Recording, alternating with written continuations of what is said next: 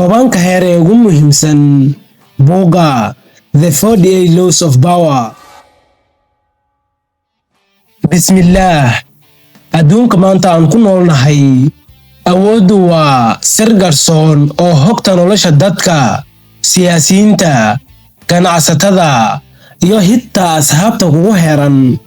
Waxaa jira buug aan ah oo la yiraahdo The 48 Laws of Power, kaasoo bandhigay xeeladaha ay adeegsadaan dadka awoodda leh si ay u guulaystaan. Laakiin maanta ma wada eegi doono 48 heer oo dhan. Waxaan soo hurnay 10 heer ee ugu muhiimsan, kuwaasoo taabanaya maskaxda, qalbiga iyo xiriirka bini'aadamka. Haddii aad rabto inaad noloshaada ka fahamto halkay awooddu ku jirto, 10 heer ayaa noqon doona jidkaaga iftiinka.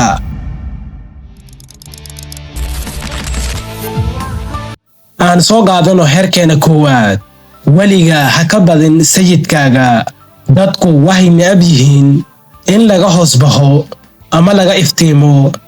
Haddii aad u muuqato inaad ka fiican tahay sayidkaaga, wuxuu ku arki doonaa cadow. sidaa darteed muuji ixtiraam, laakiin maskaxdaada ku hay inaad ka caqli badan tahay. tusaale, shaqooyinka. haddii maamulahaga aad ka fiicnaato, u daa isagii inuu hanashada yeesho. waxa ugu muhiimsan heerkan waa ha u muujinin inaad ka fiican tahay sayidkaaga. u muuji inuu kaa fiican yahay oo kaa cilmi badan yahay, adigoo weliba xaqiiqadaada og. aan u gudubno heerkeena labaad.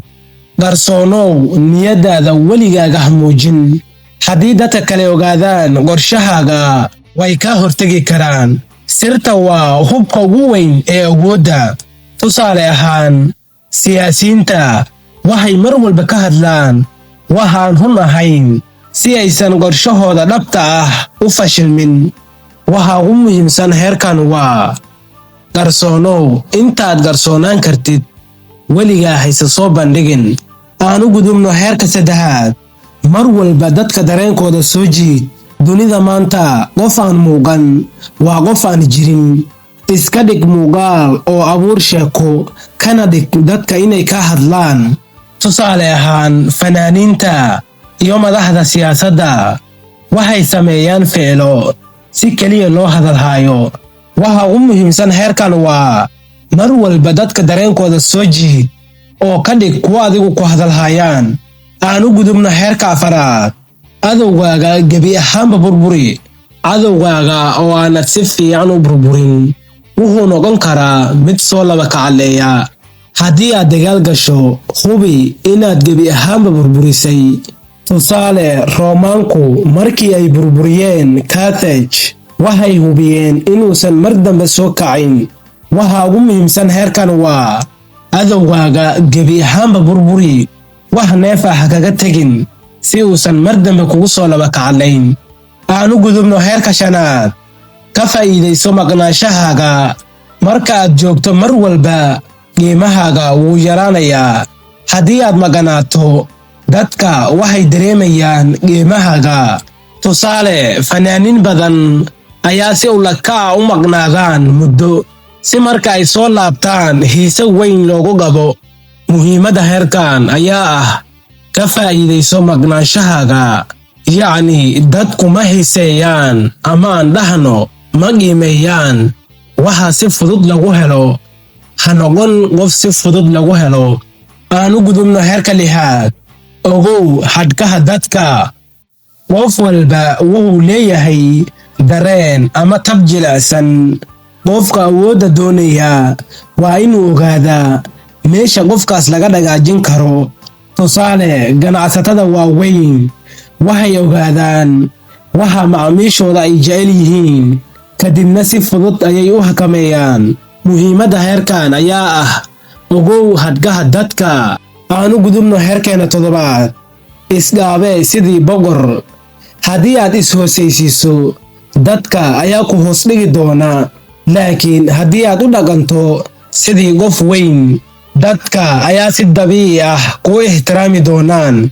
tusaale, Nelson Mandela mar walba wuxuu u muuqday nin sharaf leh, taasoo ku gasabtay xitaa adowgiisa inay ixtiraamaan. Muhiimadda heerkan ayaa ah isboqor.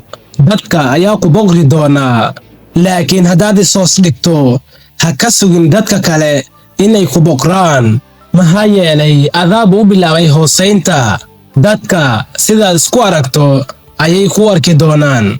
Aan u gudubno heerka 8aad. Ka faa'iidayso wakhtiga. Awooddu waxay ku jirtaa wakhtiga saxda ah. Tusaale, siyaasiyiinta guulaysta waxay sugtaan fursadda ugu habboon ka hor inta aysan tallaabo qaadin. Muhiimadda heerkan ayaa ah mar walba sug xilliga saxda ah. Haddii aan si kale u dhigno, mar walba ha u muuqan qof degdegsan, u muuqo qof degan oo aan orod ku jirin. Aan u gudubno heerkeena 9aad. Nacabayso waxa bilaashka laguu siiyo. Waxa bilaashka laguu siiyo mar walba waxay leeyihiin shuruudo.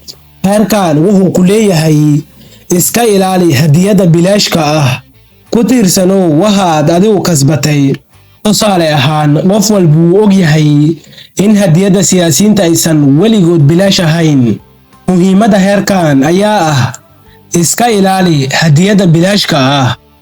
Heerka 10aad. Noqo qof aan la saadaalin karin.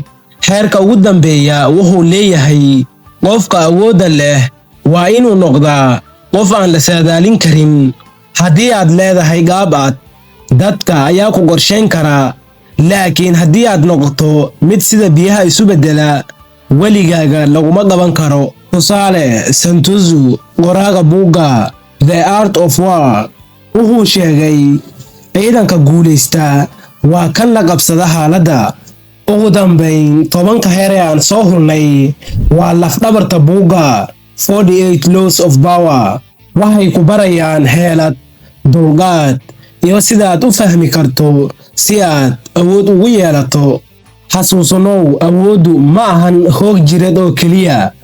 Waa xeelad maskaxeed, waa faham bulsho, waa sidaad u maamusho wakhtigaaga iyo xiriirkaaga. Haddii aad rabto inaad noloshaada ku guulaysato, ma ahan inaad barato heer kasta oo buugga ku qoran, balse haddii aad fahamto 10kan, waxaad horay u qaaday tallaabo weyn.